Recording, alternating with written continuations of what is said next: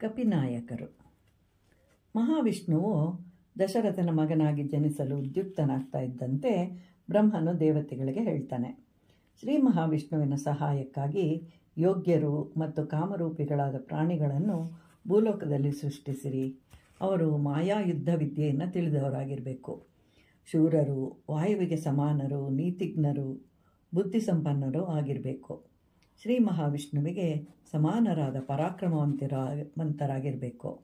ಅವರನ್ನು ಯಾರೂ ಸಂಹರಿಸಲು ಸಾಧ್ಯವಾಗಬಾರದು. ಅವರಿಗೆ ಸಾಮ, ದಾನ, ವೇದ, ದಂಡೋಪಾಯಗಳು ತಿಳಿದವರಾಗಿರಬೇಕು. ಸಿಂಹದ ಪರಾಕ್ರಮವನ್ನು ಹೊಂದಿರಬೇಕು. ಎಲ್ಲ ಅಸ್ತ್ರಗಳನ್ನು ತಿಳಿದಿರಬೇಕು. ಅಮರತ್ವವನ್ನು ಕುಡಿದವರಂತೆ ದೀರ್ಘಾಯುಗಳಾಗಿರಬೇಕು. ಅಂತಹವರನ್ನು ಸೃಷ್ಟಿಸಿರಿ ಅಂತ ಹೇಳ್ತಾನೆ.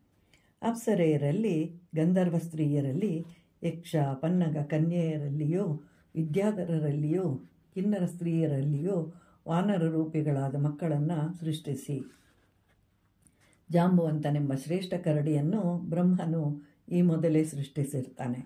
ಬ್ರಹ್ಮನು ಒಮ್ಮೆ ಆಕಳಿಸ್ತಾ ಇರುವಾಗ ಅವನ ಮುಖದಿಂದ ಜನಿಸ್ತಾನೆ. ಬ್ರಹ್ಮನ ಆದೇಶದಂತೆ ಎಲ್ಲರೂ ಸೃಷ್ಟಿಸ್ತಾರೆ. ಇಂದ್ರನು ತನ್ನಂತೆ ಕಾಂತಿಯಿಂದ ಕೂಡಿದ್ದ ವಾನರ ಶ್ರೇಷ್ಠನಾದ ವಾಲಿಯನ್ನು ಸೃಷ್ಟಿಸ್ತಾನೆ. ಶ್ರೀಮಂತನಾದ ಗಂಧಮಾದನನೆಂಬ ವಾನರನು ಕುಬೇರನ ಮಗನು. ವಿಶ್ವಕರ್ಮನು ಶಿಲ್ಪಶಾಸ್ತ್ರದಲ್ಲಿ ದಕ್ಷನಾದ ನಳನೆಂಬ ಕಪಿಯನ್ನು ಸೃಷ್ಟಿಸ್ತಾನೆ. ಯಜ್ಞೇಶ್ವರನಿಗೆ ಸಮಾನವಾದ ತೇಜಸ್ಸಿನಿಂದ ಕೂಡಿದ ನೀಲನು ಅಗ್ನಿಯ ಮಗನು. ಅಶ್ವಿನಿ ದೇವತೆಗಳು ಮೈಂದ ಮತ್ತು ದ್ವಿವಿಧರೆಂಬ ವಾನರರನ್ನು ಸೃಷ್ಟಿಸ್ತಾರೆ. ವರುಣನು ಸುಷೇನನನ್ನು, ಪರ್ಜನ್ಯನು ಶರಭನೆಂಬುವವನನ್ನು, ಗರುಡನಿಗೆ ಸಮಾನವಾದ ವೇಗವುಳ್ಳ ಹನುಮನು ವಾಯುವಿನ ಮಗನು.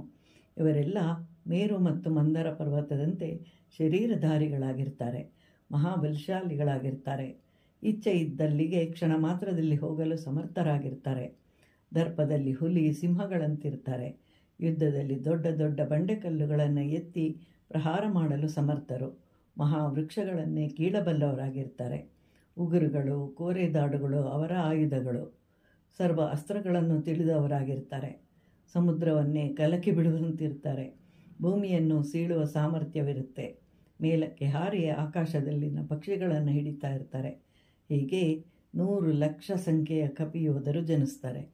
ಹೀಗೆ ಭಯಂಕರವಾದ ರೂಪದಿಂದ ಕೂಡಿದ ರಾಮನ ಸಹಾಯಕ್ಕೆ ಕಾರಣರಾದ ವಾನರ ಸೈನಿಕರಿಂದ ಪೃಥ್ವಿಯು ತುಂಬಿ ಹೋಗುತ್ತೆ.